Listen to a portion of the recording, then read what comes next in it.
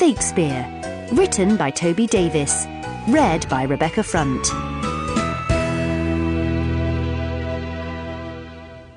Hello, I'm Rebecca. What's in your attic, I wonder? A Christmas tree, perhaps? Your old school books? A dismantled robot? Well, tonight's story, called Fakespeare, is all about a discovery in an attic and the trouble that it can bring. Alan Smiggs was a writer of very moderately successful novels. By very moderately successful, I mean un. His novels were erotic thrillers, thrillotica, if you will. The hero of his books was called Quint Bones, Sex Detective. Alan was the author of more than 15, by which I mean 16 thrillotica novels, and he made just enough in advances from his publisher to keep the wolf from the door. As we join Alan, he was about to move into a small terraced house in a village called Specsham. Within a few weeks of moving in, Alan discovered that the previous tenant had left a load of boxes in the attic, which turned out to be the property of the local museum. Well, this was no good. Alan needed an attic because of all the remainder thrillotica stock he had, and after a little light Googling, discovered that the museum in question had closed down 5 years ago. So the boxes sat for some time on the patch of landing just below the loft hatch. Alan gave up hope of ever getting his thrillotica up into the attic and instead invested in a heavy-duty industrial shredder. It was only when he was looking for something to read while he was on the toilet that he decided to open a museum box and take whatever came to hand. What he grabbed was an old folder tied with a piece of string. Inside the folder, he discovered with his trousers around his ankles, was something clearly very old. And it seemed like it was fiction, like a novel. No, it was a play. The title was A Tragedy of Summer by William Shakespeare. Alan was not the greatest scholar in the world, but even he was pretty sure that wasn't a title he recognised. A little Wikipediaing later revealed there was indeed no such play. And that felt like a pretty big deal.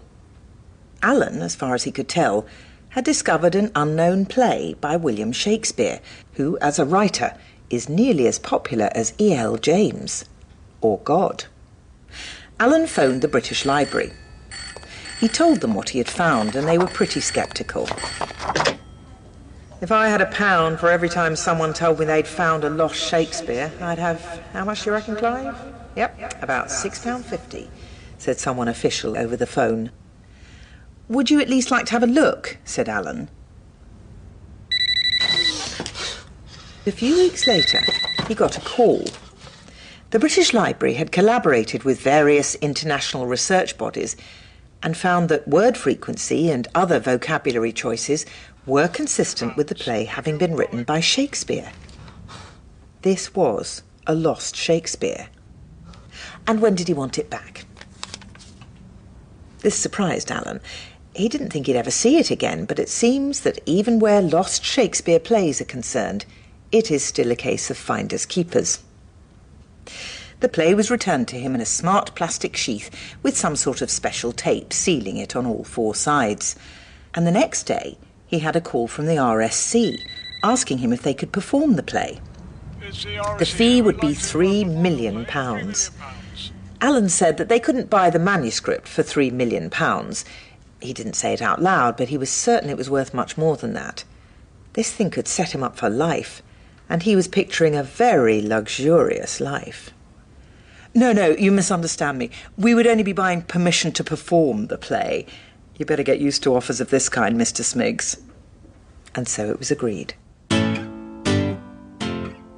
A representative from the RSC would come and pick up a transcribed copy of the new text. Understandably, Alan would not want to let the real document out of his sight. And as Alan hung up the phone with trembling hands, he grabbed the play in its smart plastic sheath and held it aloft. He couldn't help but dance for joy. He was made! He was going to be a millionaire 10, 20, 30 times over. And as he danced, the special tape sealing the smart plastic sheath came loose, and the play slipped out of the bottom straight into the jaws of his brand new, high-powered industrial shredder.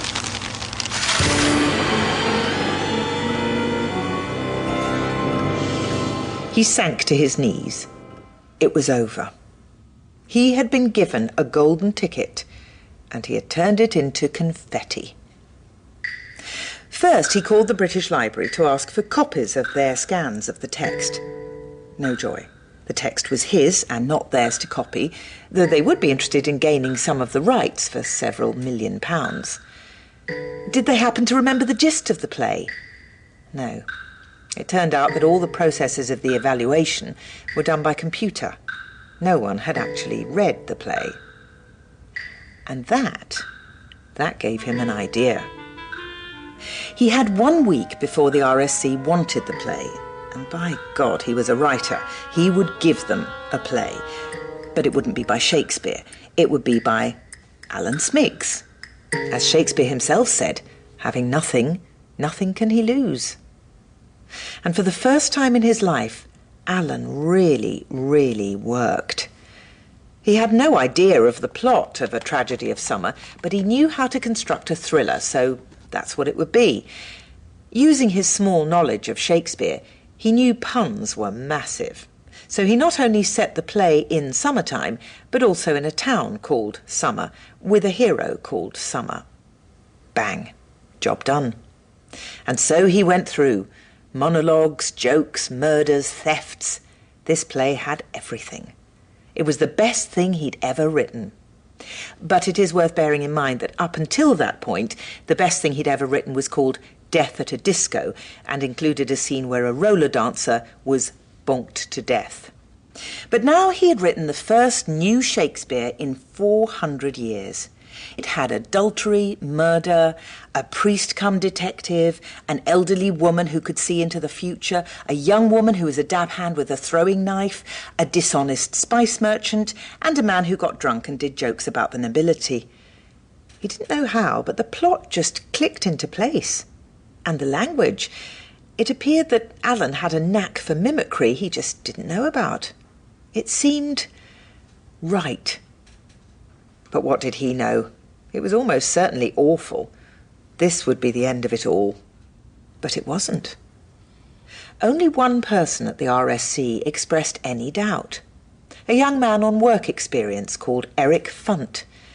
He read the script and started to air his suspicions when he was escorted from the building, never to return.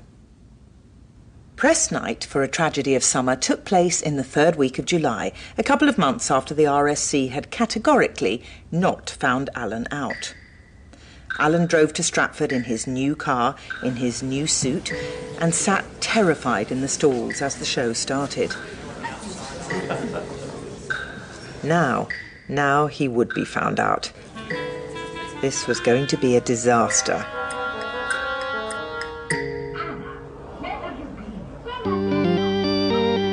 But it was terrific.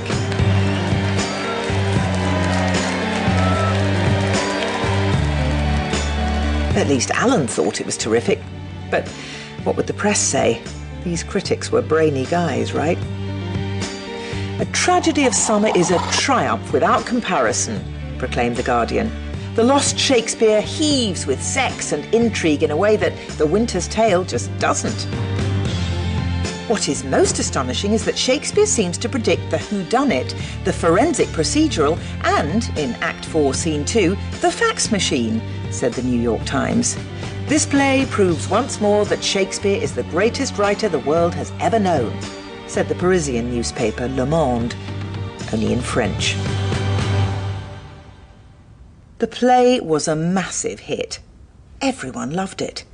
He'd done it. He was rich and set up for life. But he was unhappier than he had ever been. Glumly, he considered the very best reviews for all of his past novels. The big mystery here is why on earth this thing was published in the first place, said The Guardian of The Love Weapon. The author seems to have declared war on the English language, said the New York Times of bikini gun. His best work was out there right now, being performed to hundreds of thousands of people, and no one knew it was his. People still thought he was a terrible hack writer of Thrillotica. The media circus around the play refused to die down. Hollywood was in talks with Baz Luhrmann to dissuade him from making a film of it. And Alan was jealous. He was stomach-tighteningly, blood-boilingly jealous of William Shakespeare. That dead idiot was taking credit for his masterpiece. More than anything, more than money, more than his now luxurious life, Alan wanted everyone to know that he'd written a good play, to pat him on the back and say, "Well done." So even though theatre audiences were rocketing, the arts were booming, Alan was bloody furious, and he had reached breaking point. He called a press conference. He told the truth. All of it. In his head, he knew it would be all right. People already loved the play. It doesn't matter who wrote it. A meal isn't any less delicious because it wasn't cooked by who you thought it was. Right? What happened was some confusion. Why would he say this? Why would he trade something priceless for something worthless? But Alan was adamant that he had lied to them all. Eventually a judgment was made. Alan must write a new play in exactly the same style. That would decide whether or not he was telling the truth. Alan panicked. Could he do it again? Could he write another Shakespearean smash? I mean, possibly. Shakespeare seemed to have done it loads of times, and he's an idiot. But a few days into his attempt to write a new play, it seemed hopeless. He had no inspiration, no ideas. Well, none that didn't involve a dildo murder. So Alan once more delved into the box from the museum, desperately searching for something, anything that might give him an idea. He had, of course, done this 1,000 times before and found nothing more interesting than parish records. But this time, hidden in a bundle of county maps, was something else. That's when he discovered that the box hadn't just contained one new play by Shakespeare. It contained two. He had found another document, a play called The Beggar of Rome. He didn't dare believe it, but it was true. Lightning had struck twice. He read it, and it was wonderful. He was saved. Alan busied himself copying out the text, and a few weeks later he presented the document. This genuine new Shakespeare play with his name under the title. Finally, he would get the vindication and reputation he deserved. And when they read the play, they hated it. They hated every word. Mawkish, clumsy, badly constructed, entirely lacking in poetry, drama, or characterization. He was laughed out of court and prosecuted for fraud. But the worst thing was that the world knew in no uncertain terms that Alan Smiggs was a terrible, terrible writer. And the work they had declared shit was that of his nemesis, that bastard William Shakespeare. There is an interesting little epilogue to the tale. Only one person ever declared The Beggar of Rome to be any good. A young man on work experience at the National Theatre called Eric Funt. He said the play had merit, that perhaps there was more to it than met the eye. He was immediately escorted from the building, never to return. He now works at home base in Royston. Well, it just goes to show, I suppose, that honesty isn't always the best policy. Does it? Maybe not. Maybe it shows us that pride goes before a fall. Very likely. Mainly, though, it tells us we should all clear out our bloody attics. You never know what you might find. Goodbye.